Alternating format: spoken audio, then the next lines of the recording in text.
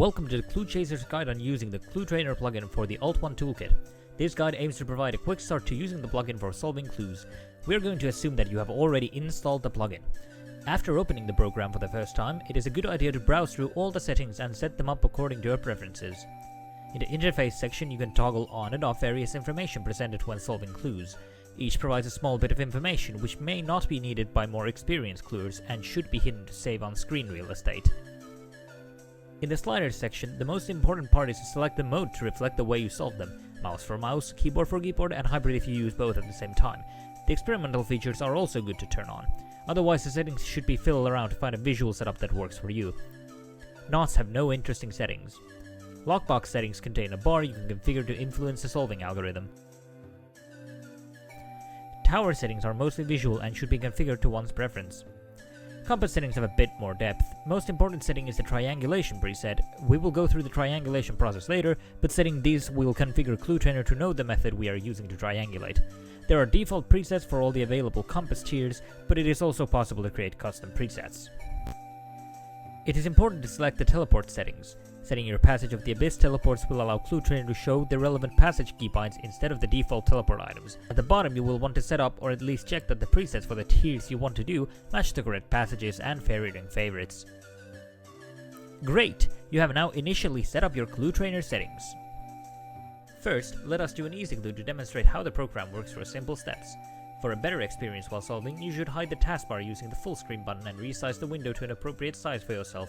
When opening a clue, Trainer will automatically select the correct step and show the selected step pathing. This pathing can be customized. Check out my other tutorial on making custom steps for more information.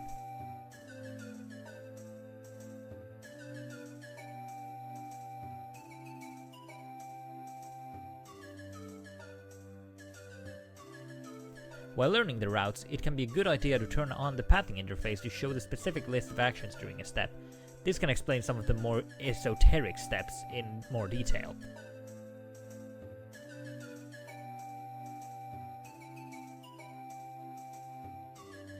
Keep in mind that the program is a trainer and adherence to the written path is not mandatory.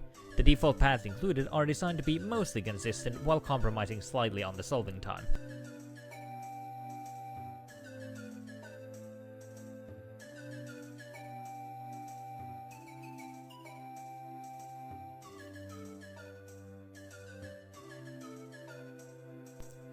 We have now learned basic solving with Clue Trainer. Next, let's figure out how scan steps work with the Clue Trainer plugin. Trainer will give you instructions to go to a location. Sometimes this is just a single teleport, sometimes it also includes movement afterwards, like here in Lumbridge Swamp Caves.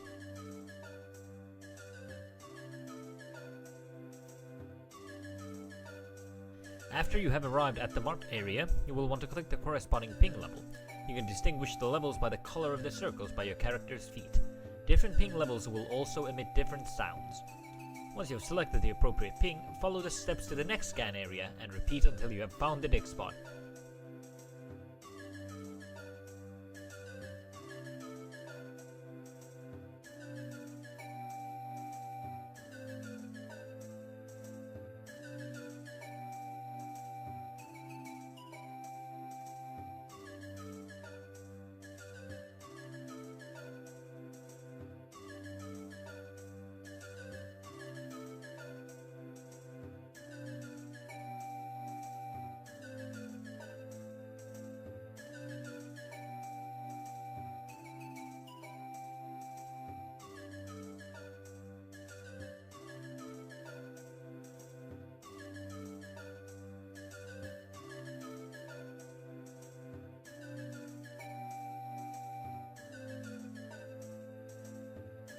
When a red triple ping happens, it might not be worthwhile to figure out the number of the correct dig location and select it.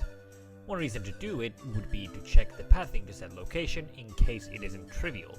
Another reason would be to increase the accuracy for subsequent compass steps using the Use Previous Step Location option for compass triangulating. A frequently perplexing mechanic in scans for new users is the different level too far option. This happens mostly on steps that happen in dungeons due to the way that the game handles underground maps. A simple explanation would be that the scan mechanic can see into the underground map from the surface and vice versa, when the dig spot is roughly within the scan radius, but on the opposite map. We can use this to our advantage, since one map may have better teleport locations, mostly concerning information gathering.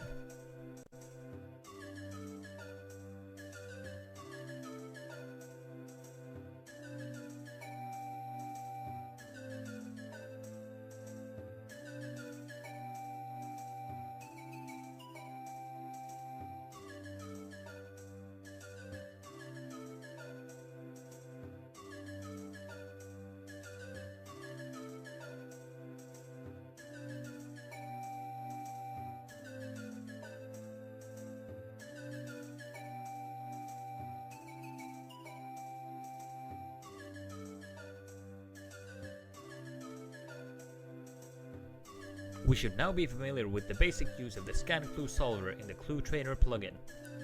Finally, let's look at solving compass clues using the Clue Trainer. Clue Trainer focuses on solving compass clues through triangulation, specifically using presets and previous step locations if toggled.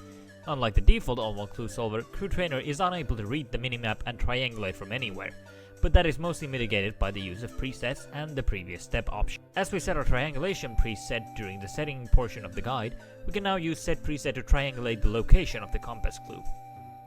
You will want to teleport to the set locations in the listed order. Sometimes Trainer will figure out the correct location on the first teleport, in which case subsequent teleports are redundant.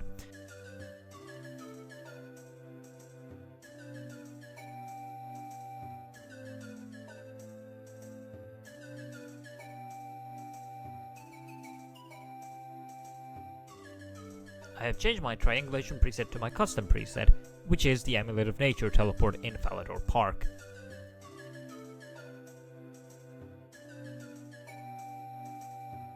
In case the preset teleports do not triangulate well enough, you can click on a teleport to add it to the list to help solve further.